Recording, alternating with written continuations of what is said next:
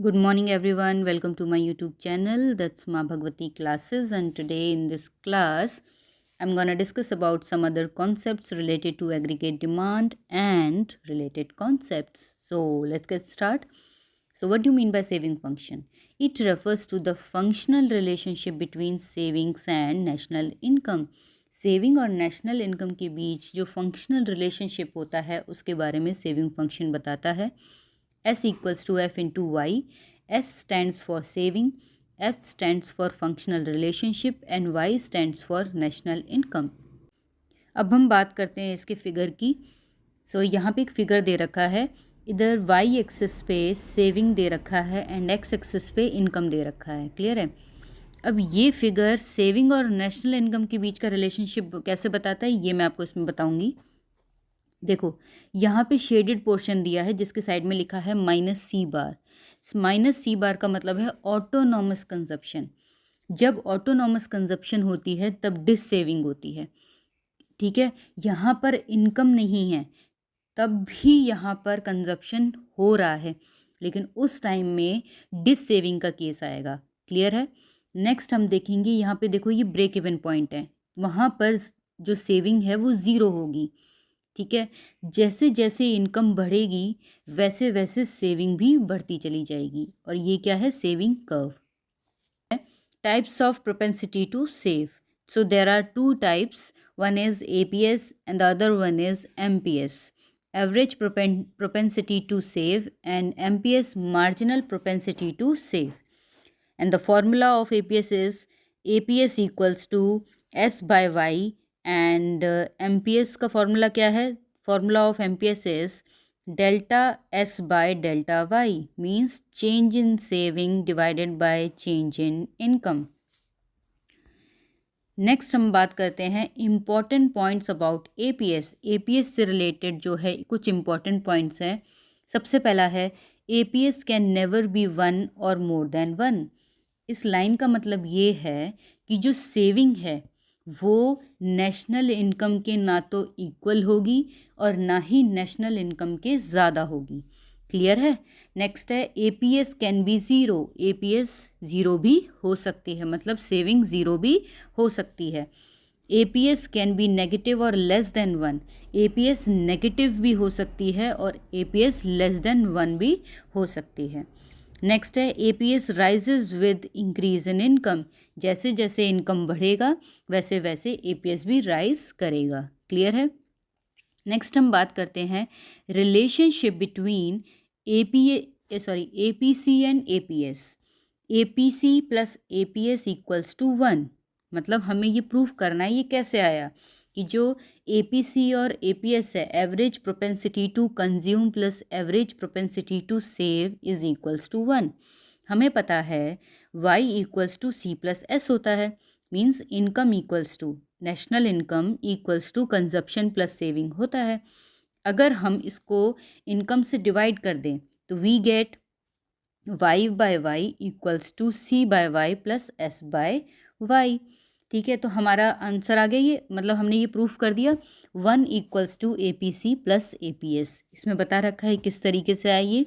Y by Y equals to 1, C by Y consumption by income equals to APC and saving by income equals to APS.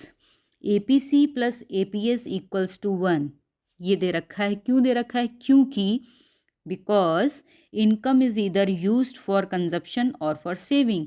Income को या तो हम consumption के लिए use करेंगे या तो सेविंग के लिए यूज़ करेंगे. क्लियर है. ये हो गया यहाँ पे relationship between APC and APS. अब हम बात करते हैं relationship between MPC and MPS. ये भी बिल्कुल इसी की तरह ही सेम है, बस इसमें क्या है, MPC और MPS में इसमें डेल्टा आ जाएगा. Delta C by delta Y, delta S by delta Y. ठीक है. Delta Y by delta Y. इसमें डेल्टा का मतलब क्या है? मतलब चेंज बता रहा है. ठीक है. Change in consumption, change in saving, ये बता रहा है. अब यहाँ पे देखो MPC plus MPS equals to 1. ये ऐसा क्यों है? Because total increment in income, जो टोटल इंक्रीमेंट होता है इनकम में, या तो उसको यूज़ किया जाता है कंजप्शन के लिए या तो सेविंग के लिए. ठीक है. नेक्स्ट हम बात करते हैं इन्वेस्टमेंट फंक्शन के बारे में. So what do you mean by investment function? Investment refers to the expenditure incurred on creation of new capital asset. Clear है?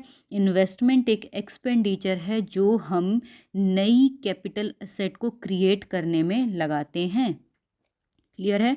There are two types of investment. One is induced investment and the other one is autonomous investment.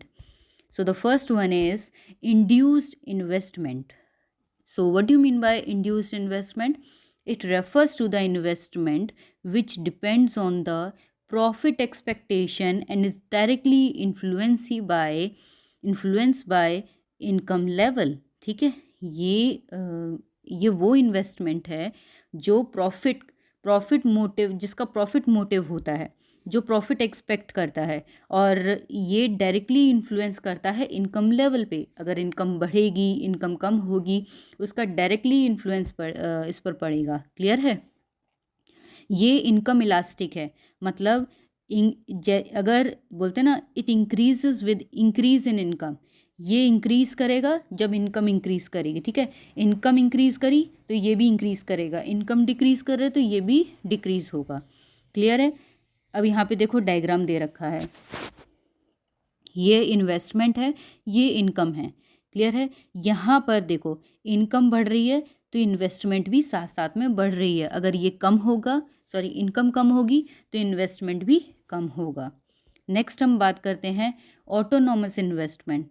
So what do you mean by autonomous investment? It refers to that investment. It refers to the investment which is not affected by changes in the level of income. Income level में जो changes हो रहा है उससे ये affect नहीं करता है, and is not induced solely by profit motive. ये प्रॉफिट मोटिव के लिए नहीं होता है. ठीक है? अब यहाँ पे क्या है? ऑटोनॉमस इन्वेस्टमेंट क्या है? What do you mean by autonomous investment? It refers to the investment which is not affected by changes in the level of income and is not induced solely by profit motive. ये income inelastic होता है. क्यों? Income के change होने पर इस पर कोई इन्फ्लुएंस नहीं होता है. क्लियर है? यहाँ डायग्राम दे रखा है ऑटोनॉमस इन्वेस्टमेंट का. देखो इनकम बढ़ रही है लेकिन फिर भी इन्वेस्टमेंट क्या है? कांस्टेंट है. तो ये है ऑटोनॉमस इन्वेस्टमेंट. आई होप कि जो मैंने आपको समझाया वो आपको समझ में आया हो.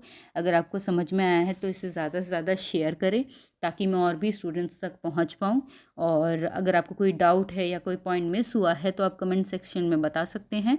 एंड अगर ये वीडियो आपको कैसी लगी ये भी आप बता सकते हैं. And that's all for today. If you liked my video, then hit the like button, share with your friends, and don't forget to subscribe my channel. Thank you.